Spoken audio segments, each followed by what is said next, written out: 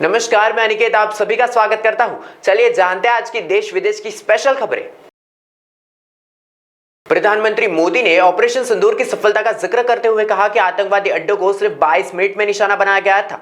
यह स्तर देश की सैन्य ताकत का जश्न है। विपक्ष ने पहलगाम हमला, बिहार के एसआईआर मुद्दे और ट्रंप के सीज फायर दावे पर चर्चा करने की मांग कर रहे हंगामे पर नारेबाजी की, जिसके कारण सदन की कार्यवाही कई बार स्थगित कर दी गई।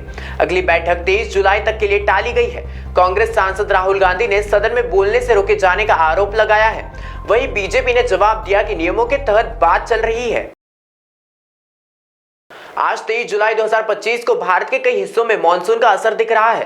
दिल्ली एनसीआर में सुबह भारी बारिश हुई है, जिससे जल भराव और ट्रैफिक जाम की स्थिति बन गई है। मौसम विभाग ने दिल्ली एनसीआर के लिए रेड अलर्ट जारी कर दिया गया है, जिसमें अगले कुछ ही घंटों में तेज बारिश और 40 किमी घंटा तक की हवाएं चलने की संभावना जताई है। मध्य प्रदेश और उत्तर प्रदेश के बिंदुलखंड क्षेत्र में जोरदार बारिश हो रही है, जिससे 23 बांध ओवरफ्लो हो गए हैं। महाराष्ट्र, छत्तीसगढ़, गोवा, तेलंगाना, आसाम और मेघालय में ऑरेंज अलर्ट जारी कर दिया गया है।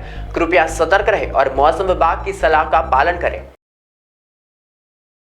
राष्ट्रीय स्वयंसेवक आरएसएस प्रमुख मोहन भागवत ने हाल ही में कहा कि भारतीय इतिहास को पश्चिम दृष्टिकोण से लिखा गया है, जिससे हमारी संस्कृति की धरोहर को विकृत कर दिया गया है। उन्होंने यह भी आरोप लगाया कि ब्रिटेन शासकों ने भारतीयों को अपनी असली पहचान से दूर करने के लिए इतिहास से छेड़छाड़ की है।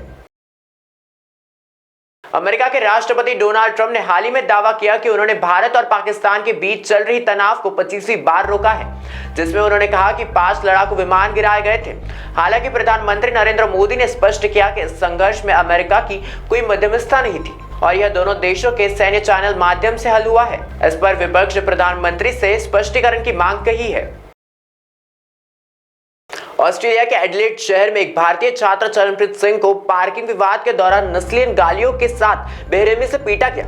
हमलावरों ने उसे सड़क पर ही बेशुद्ध छोड़ दिया गया, जिससे उसे गंभीर चोटें आई। पुलिस ने एक आरोपियों को गिरफ्तार कर लिया है, जबकि अन्य फरार है। इस घटना ने भारतीय समुदाय में आक्रोश पैदा कर दिया गया है और अंतर्राष्ट्रीय छात्रों की सुरक्षा को लेकर सवाल उठ खड़े हो गए हैं। जापान में हाल ही में हुए ऊपरी सदन अपर हाउस चुनाव में एक नई और विवादास्पद पार्टी ने तहलका मचा दिया है।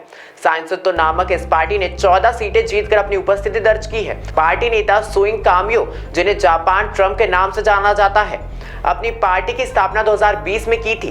कामियो का कहना है कि उनकी पार्टी का उद्देश्य जापान के हित और रक्षा करना है और वे जापान फर्स्ट सिद्धांत पर विश्वास करते हैं। उनकी पार्टी ने आप्रवासन विरोधी, पारंपरिक परिवार मूल्यों और लिंग समानता विरोधी नीतियों को बढ़ावा दिया है। इस चुनावी सफलता ने जापान की राजनीति में एक नई दिशा की ओर इशारा किया है, जिससे प्रधानमंत्री शिंजो आबे की पार्टी को बहुमत खोना पड़ रहा है।